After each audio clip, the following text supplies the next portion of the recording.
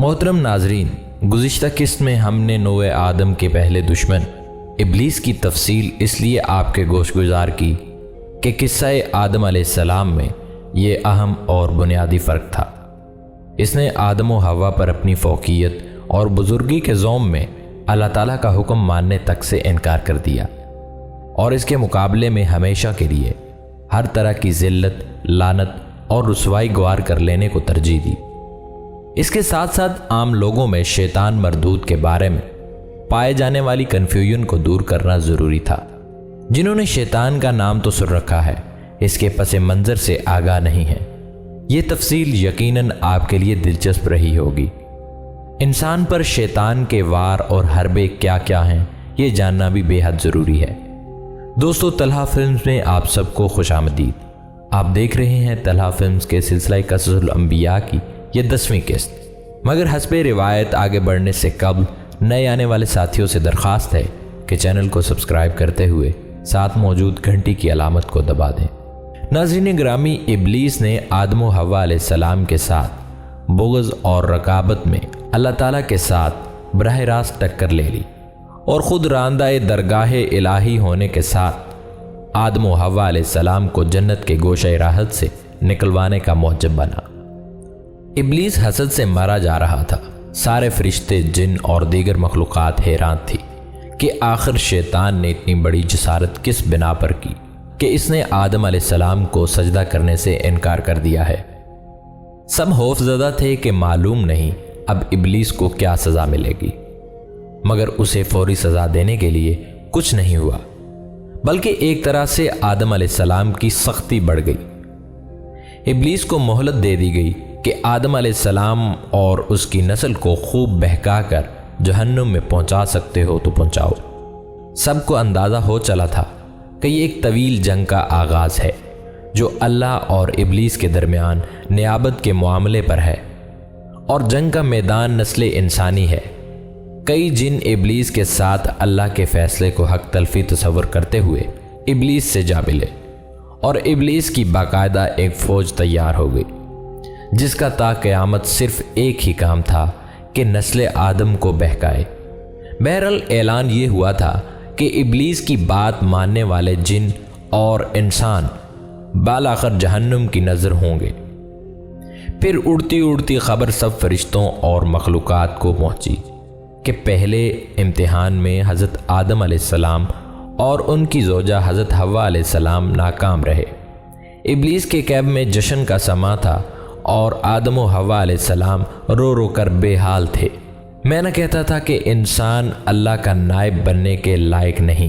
ابلیس اترا کر بار بار جتاتا رہا، یہاں تک کہ اللہ نے آدم و حوا کو معاف کر کے زمین پر بھیج دیا، اور اچھی طرح سمجھا دیا کہ شیطان تمہارا دشمن ہے، اور یہ بات آنے والی نسلوں کے ذہن نشین کرا دینا کہ تم اس کی چالاکیوں سے صرف اس صورت بچ سکتے ہو اگر میرے بھیجے ہوئے پیغمبروں کی ہدایت پر عمل کرو۔ گویا جنگ کا مدعا یہ تھا کہ اللہ ثابت کرے کہ انسان اللہ تبارک و تعالیٰ کی نیابت کا اصل حقدار ہے، اور ابلیس کی کوشش یہ ثابت کرنے کی ہے کہ انسان کسی لائق نہیں اور ہرگز ابلیس سے برتر نہیں کہ اس سے نیابت چھین کر انسان کو دی جائے۔ جو انسان اللہ کی بات ماننے اور تمام زندگی پیغمبروں کے احکام سے انحراف نہ کرے، وہ اس جنگ میں حزب اللہ ہے، اور جو انسان اللہ کے کھول کر بتلا دیے رستے کے خلاف چلے، وہ حزب الشیطان کہلائے گا۔ ناظرین محترم، جو لوگ قرآن پڑھتے ہیں وہ مندرجہ بالا حقیقت سے بخوبی واقف ہیں۔ ازل سے لے کر قیامت تک دنیا صرف 2 حصوں میں تقسیم ہے۔ نمبر 1 جو اللہ کی فوج میں ہے، اور نمبر 2 جو شیطان کی فوج میں ہے۔ حزب الشیطان بڑی تندہی سے حزب اللہ کو بہکا رہی ہے، اور اکثر پوری قوم کو بہکانے میں کامیاب ہو جاتی ہے، جس کے نتیجے میں چند مومنین ہی رسول کے ساتھ بچتے ہیں، اور باقی پوری قوم اللہ کے عذاب کا شکار ہو کر نمونہ عبرت بن جاتی ہے۔ وہ پیغمبروں کے ذریعے پہنچا دیے جانے والے اللہ کے پیغام کی اطاعت نہیں کرتی، اور جو وعدہ اللہ نے شیطان سے اس انتباہ کے ساتھ کیا تھا کہ تمہارے رستے پر چل کر تباہی کے گڑھے میں گرنے والے برباد ہو گئے، ماں سوائے ان کے جو ایمان میں پختہ ہونے کو ثابت کر دکھائیں گے۔ وہ وعدہ پورا ہوتا ہے، جس کی مثال حضرت صالح، حضرت شعیب علیہ السلام، حضرت لوط علیہ السلام اور حضرت نوح علیہ السلام وغیرہ کی قوم میں ہے۔ اللہ ظاہر ہے اپنی سلطنت میں یہ بغاوت مثال بننے کے لیے نہیں چھوڑ سکتا، لہٰذا آدم و حوا اور شیطان کو تمام فوج کے ساتھ راحت و سکون کے مقام سے نکال کر آزمائشوں بھری دوسری جگہ بھیج دیا گیا اور تا قیامت جنت سے بے دخل کر دیا گیا۔ مگر فرق یہ تھا کہ آدم و حوا کو معاف کر کے بھیجا گیا تھا اور ان سے مسلسل ہدایت بھیجنے کا وعدہ بھی کیا گیا۔ شیطان کو یہ دو سہولتیں حاصل نہ تھیں، یعنی انسان کو تو دوبارہ جنت میں جانے کا موقع مل سکتا ہے، شیطان کو کبھی نہیں۔ جب جنت کسی طرح مل نہیں سکتی تو شیطان کی فتح صرف اسی میں ہے کہ انسان کو نیابت کے امتحان میں اس بری طرح ناکام کرے کہ انسان کسی طرح اللہ کا نائب نہ بن سکے اور شیطان کہہ سکے میں نہ کہتا تھا کہ میں اس سے بہتر ہوں۔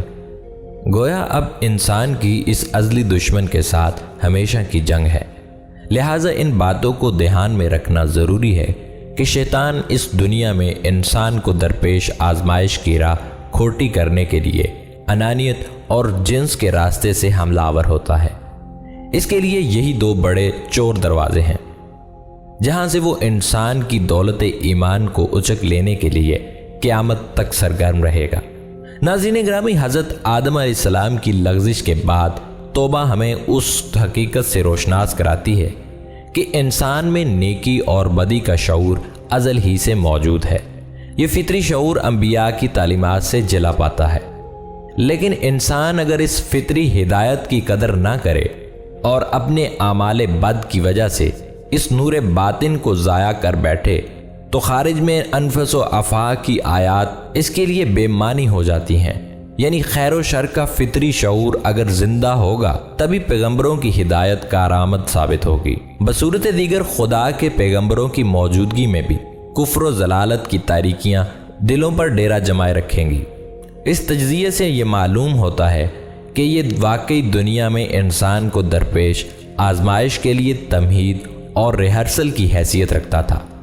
اس کے ذریعے سے اس پر یہ حقائق واضح کر دیے گئے کہ انسان کو اسی دنیا میں خلیفہ بنا کر بھیجنے کے لیے پیدا کیا گیا، جیسا کہ کہا جاتا ہے کہ اس مادی دنیا میں بھیجنے سے پہلے آدم و حوا کو اس دنیا کے کسی باغ میں رکھا گیا۔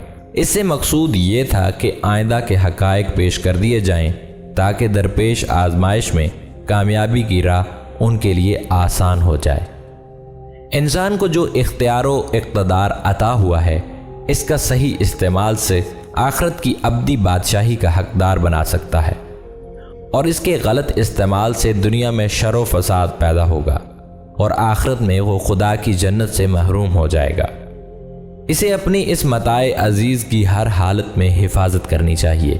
اسے اس بات پر خدا کا شکر گزار ہونا چاہیے کہ اللہ کریم نے اسے جس آزمائش میں ڈالا ہے اس کے سارے مثبت اور منفی پہلو ابتدا ہی میں واضح کر دیے گئے ہیں، اور فطری ہدایت کے ساتھ ساتھ انبیاء اور رسل کا ایک طویل سلسلہ جاری کیا گیا، اور اس کی متواتر ہدایت کے لیے بہت سی کتابیں اور صحیفے نازل کیے تاکہ آزمائش کی یاد دہانی کے ساتھ ساتھ لغزشوں اور کوتاہیوں پر تنبیہ ہوتی رہے۔ ناظرین محترم، شیطان کے بارے میں انسان کے ذہن میں چند فطری سوال وارد ہوتے ہیں، مناسب ہے کہ اس موقع پر ان کا ازالہ بھی کر دیا جائے۔ مثلا سجدے سے انکار کرنے پر اللہ تعالیٰ نے شیطان پر لعنت کر کے اسے جنت سے نکال دیا تھا۔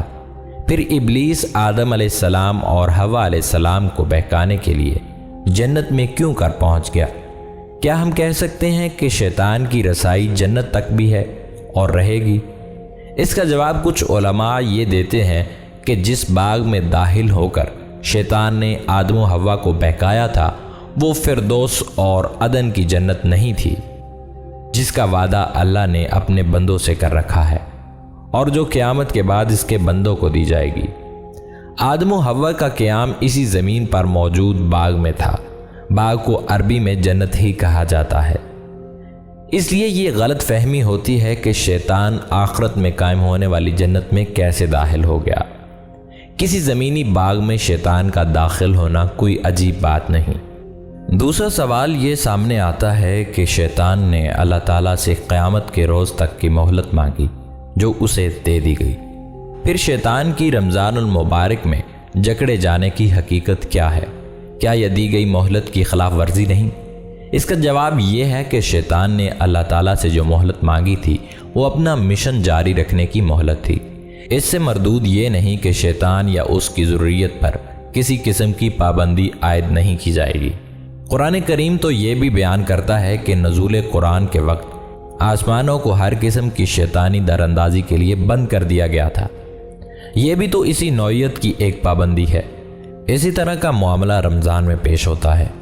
رمضان میں شیاطین کو جکڑ لیے جانے سے مراد یہی ہے کہ ان کی بہکانے کی صلاحیت کو بہت محدود کر دیا جاتا ہے، لیکن ہمیں رمضان المبارک کے دوران بھی بہت سے لوگ بدستور بدعمالیوں میں مبتلا دکھائی دیتے ہیں۔